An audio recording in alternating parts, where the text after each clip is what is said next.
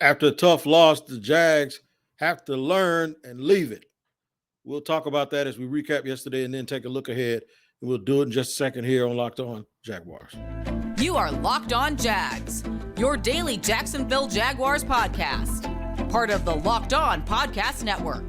Your team every day.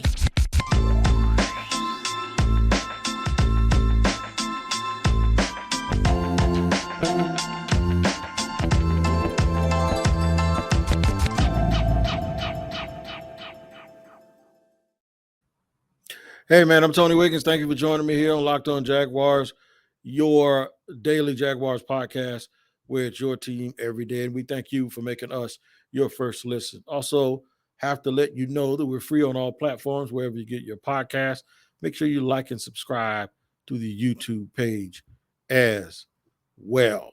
Today's show here on Locked On Jaguars is presented by PrizePicks. PrizePicks is daily fantasy made easy. Pick 2 to 5 players, and if they score more or less than their PrizePicks projection, you can win up to 10 times your money on your entry. First-time users can receive a 100% instant deposit match up to $100 with promo code Locked On. That's PrizePicks.com, promo code Locked On. All right, man, gonna make sure that we all mic'd up here because I got a few things to get off my chest. The Jaguars lose yesterday 29-21 to Philadelphia in the cold, rainy weather that we're not going to use as an excuse because it's not as if when the Jaguars had the ball, it was raining, and when Philly had the ball, it stopped. No, it's not as if the Jaguars didn't get out to an early lead, 14-0, and then all of a sudden they got jaguared by the Philadelphia Eagles, meaning they ran the ball. Philly won on first down, stayed on the field, controlled the clock for 39 minutes, ran 77 plays. They actually did to the Jaguars what the Jaguars did to the Chargers the week before. No excuses. Got beat by a team that's better at this juncture, and the Jags have a lot to improve on. We'll talk about that. We're going to recap the game. We're also going to talk about Doug's play calling in the second quarter, and I'm going to tell you why I think some of the things I hear and read are asinine as it pertains to that. And finally, we'll give you a reason to look forward and understand that if we're going to ask them to move ahead, we got to move ahead too. Give you a reason to be optimistic, really optimistic, and not necessarily that they lost, but that it's not the end of the world because they didn't win. So let's get back to yesterday's game, give you a quick recap. As you saw in my postcast yesterday, and about 3,000 of you guys joined that, and I'm thanking you for doing that. That's also still up. If you want the instant reaction, check that out on YouTube or wherever you get your podcast. But, yeah, they could play better. Your quarterback can't be responsible for 5 turnovers. Changing field position. What did we talk about? We talked about controlling the clock, field position, playing defense, getting to your sub package, pressuring the quarterback, controlling time of possession, winning the turnover margin, and being able to kick. Those are the things that the Jaguars in 2 games have been able to do well, right? So yesterday they did not win the turnover margin, even though they had a pick 6. The kicking game was null and void because of the rain and the weather. Did not control the clock. Didn't stop the run. Outside of the 14-point lead they had early, didn't play the run. I mean, didn't run the ball. Didn't really attempt too many runs. Didn't stop the run. Didn't get off the field. Had dumb penalties on defense that allowed the roughing the kicker, as well as a face mask. Those things just can't happen because even if you're the Jaguars, if you're going to make a comeback, you're going to need time to do it, right? Well, when you don't have much time, you get rushed and you fumble the ball and you do things outside of your character because you think you're so desperate. It was Murphy's Law. Everything that could go wrong for a young team went wrong yesterday, including the quarterback playing like he ain't never played an NFL game before. When we get to this play calling stuff, I'm going to basically let y'all know this. I don't care who's calling plays. You got freaking North Turner over there calling plays. You can have Sid Gilman calling plays. If your quarterback fumbles 4 times and throws an interception, you are not going to win a game.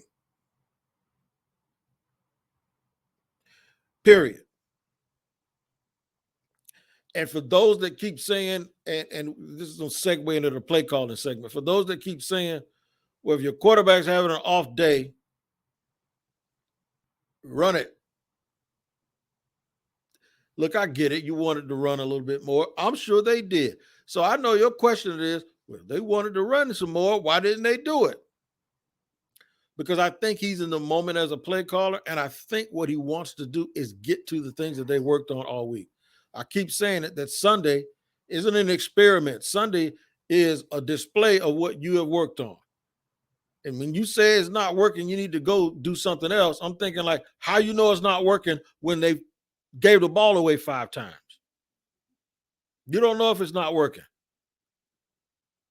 And sometimes when things aren't working, it's not because it was bad by design. Guys need to block better. Guys need to catch the ball. Guys need to not think about the elements. I don't know if anybody's played sports. I didn't play in the NFL. I was in the military. I raised 5 kids. You know what you can't do when things go wrong? Just switch up. One of the things about being a leader is whatever I tell you we're going to work on, we're going to do that. We're going to do that whether it's going good or bad. We're going to do it in the face of adversity. We're going to do it because it's who we are. These plays are the best plays we have. That little quick toss to the wide receiver worked like a charm last week in San Diego because they ran it with Zay Jones. He had 10 catches for 75 yards, and they kept getting ahead of the sticks. They threw the same pass to a few guys yesterday, and they dropped the ball. And Trevor might have threw the ball a little hot and heavy and high. But you don't stop what you're doing. I'm seeing people sitting here talking like they want to go back to Doug Marrone where they're going to throw something against the wall and see if it sticks. That ain't the way this works. You don't abandon in the middle of the game. Yeah, you make adjustments. You know what sometimes the adjustment is? Tell your quarterback to stop fumbling. That's your adjustment. Don't grab a guy's face mask. There's your adjustment. How about when you're trying to block a kick, don't run into the kicker? There's your adjustment. How about the defensive tackles just get a little lower? And we're going to talk about that too. What I tell y'all about having only 2 guys in your base, you got Fadakazi, and you have Devon Hamilton in your base defense, and they start. What I tell you, if one of them got hurt, what was going to happen? You wasn't going to be able to play base very effectively. They go to a 4-man front yesterday, and they got Roy Robinson Harris, and then sometimes they had Gostis in there. I even saw Smoot in there trying to help Devon Hamilton stop the run, and look what happened. This is why I brought this stuff up. I don't just bring it up, just try to be a know-it-all. I'm just saying. I'm not telling you not to second-guess the play calling. I'm telling you also there are bigger issues. They might have to make a move at defensive tackle. Now, I heard it's a quad injury for Fadukasi. That means Devon Hamilton can never come out of the game. And when they run 77 plays, oh, you don't think Philly knew that? You don't think somebody called and say, hey, they thinned the defensive tackle because the big dude is in the tent. And they ain't got but one other big guy. And Landon Dickerson weighs 349 pounds. And Jason Kelsey is a Hall of Famer. Run it. And it's wet, and they're on skates, and they're tired. Come on, man. It's common sense. Silver lining coming in segment 3. Segment 2, we're going to talk more about the play calling and some of the ridiculous stuff I keep hearing about Doug Pederson. I'll get to all of that in just a second here on Locked On Jaguars. After I tell you about PrizePicks. PrizePicks is your daily fantasy game where they have entries for you on PrizePicks. And then they have player projections on PrizePicks.com. And you have to decide whether those players are going to do more or less than whatever those projections are. You pick 2 to 5 players. And if they go score more or less, if you choose it right, then PrizePicks projections, you can win up to 10 times your money on any entry. You can choose a flex option, meaning you don't have to get them all right. You won't get 10 times as much, but you'll get something.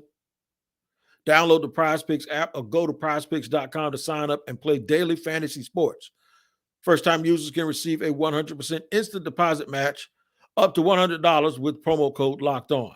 If you deposit $100, they will give you another $100 to play with. If you deposit $50 on your initial sign-up, they will give you $50. Don't forget to enter the promo code, which is Locked On, at sign up for an instant deposit match for up to $100. Go to prizepicks.com or download the PrizePicks app from your app store. All right, running it down, man. Getting back to it here. 29-21, Jags lose. They are now 2-2, still sitting up top of the AFC South division. So they get a chance to play next week against Houston Texans. So we'll discuss that in our next segment. But before we get to that, let's talk about who's going to be calling those plays in Houston, and that's Doug Pederson. Folks, when somebody calls a game and they win and it works, they're genius. When they call a game and they lose and it doesn't work, then they blew the game. There was one sequence I didn't really agree with. They threw it, didn't have it. 3rd and 10, ran it up the middle, got 2 yards. And I was like, wow. Sort of quit on that one. But maybe he felt the mojo. Maybe he was like, hey, man, look, we need to get out of this drive. This is an ugly drive right now. Guys are kind of lost. I need to get them over here and talk to them. I don't know what it was, but maybe that was it. James Robinson didn't get as many carries as we would like him to get. But although if you read Twitter, you think he averaged 19 yards a carry. No, he averaged 3.6 yards a carry yesterday. And I know you want to keep grinding it. You can't tell me that maybe that fumble didn't have something to do with, and it wasn't the Urban type yank him out. But maybe that fumble didn't have a little bit to do with, hey, man, you all right? And maybe, you look him in the eye and his body language ain't right or he ain't confident, or if he maybe told somebody, hey, man, I don't know, the ball's kind of slippery or whatever. You don't want to put him back in position too much to make a mistake. I'm not speculating that's what happened. I'm just saying for some reason they didn't run him as much as you thought they would yesterday. I think a lot of it had to do with the fact that they got behind too. And when they missed Jamal Agnew, which would have put them up 21-0, do they win the game if they do that? Maybe, because it changes some of the things Philly does. Philly was still able to remain patient because they were only down 14 points. And that allowed them to eventually get to their running game. That allowed them to eventually get to their running game, which I think was the key, because the running game kept the Jaguars on the field defensively. And I don't know if you give the Jaguars the ball back even more than that, maybe they turn it over 10 times with the way things are going yesterday. And y'all ain't going to go Milli Vanilli on me and blame it on the rain, because it's not like when the Jaguars had the ball, it rained, and then when Philly got it, it stopped and the sun came out. No, that didn't happen. So, let's just keep the main thing the main thing. Number 16 has to play better, period. End of discussion. You're not winning no football games with a dude turning the ball over by himself 5 times. It's not going to happen. I don't care who's calling the plays. And that little quick wide receiver pass last week worked. I even talked about it on the show, how Zay Jones had 10 catches for 75 yards. That little pop pass worked, and they kept staying above the sticks. 2nd and 5 or 2nd and 4 every single time. Dudes just didn't catch it yesterday, and then when they did, they just didn't break tackles. I saw Chris Manhurst catch it, and he ran right to the dude who tackled it. One thing I will say about Doug, maybe getting caught up in being a play caller, on the quarterback sneak on 3rd and 1 where Trevor fumbled the ball, I really thought that Travis Etienne got the first down on 2nd down. I thought Travis Etienne converted.